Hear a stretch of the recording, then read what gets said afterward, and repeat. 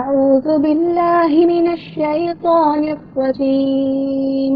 ശപിക്കപ്പെട്ട പിശാചിൽ നിന്ന് അല്ലാഹുവോട് ഞാൻ ശരണം തേടുന്നു.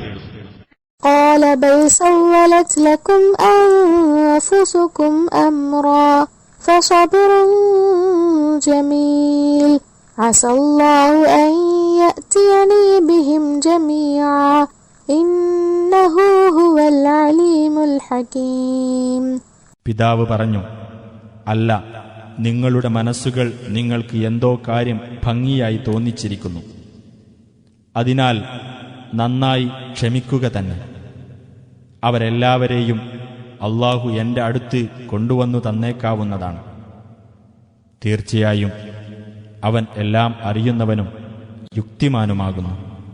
وتولى عنهم وقال يا أسفا على يوسف وابيضت عيناه من الحزن فهو كظيم.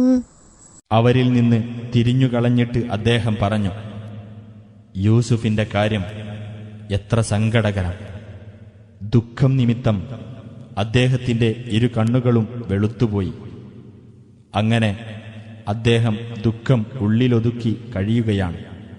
قالوا تالله تفتأ تذكر يوسف حتى تكون حرضا أو تكون من الهالكين. അവർ പറഞ്ഞു, അല്ലാഹുവിനെ തന്നെയാണ്, താങ്കൾ തീർത്തും അവശനാകുകയോ അല്ലെങ്കിൽ മരണമടയുകയോ ചെയ്യുന്നതുവരെ താങ്കൾ യൂസുഫിനെ ഓർത്തുകൊണ്ടേയിരിക്കും. قال إنما أشكو بثي وحزني إلى الله وأعلم من الله ما لا تعلمون. അദ്ദേഹം പറഞ്ഞു, എന്റെ വേവലാതിയും വ്യസനവും ഞാൻ അല്ലാഹുവോട് മാത്രമാണ് ബോധിപ്പിക്കുന്നത്. അല്ലാഹുവിങ്കിൽ നിന്നും നിങ്ങൾ അറിയാത്ത ചിലത് ഞാൻ അറിയുന്നുമുണ്ട്.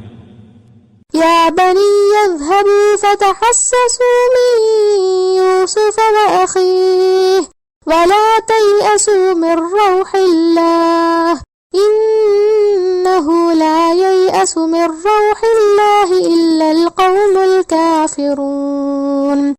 എന്റെ മക്കളെ, നിങ്ങൾ പോയി യൂസുഫിനെയും അവന്റെ സഹോദരനെയും സംബന്ധിച്ച് അന്വേഷിച്ചു നോക്കുക. അല്ലാഹുവിങ്കൽ നിന്നുള്ള ആശ്വാസത്തെപ്പറ്റി നിങ്ങൾ നിരാശപ്പെടരുത്. അവിശ്വാസികളായ ജനങ്ങളല്ലാതെ അല്ലാഹുവിങ്കൽ നിന്നുള്ള ആശ്വാസത്തെപ്പറ്റി നിരാശപ്പെടുകയില്ല, തീർച്ച.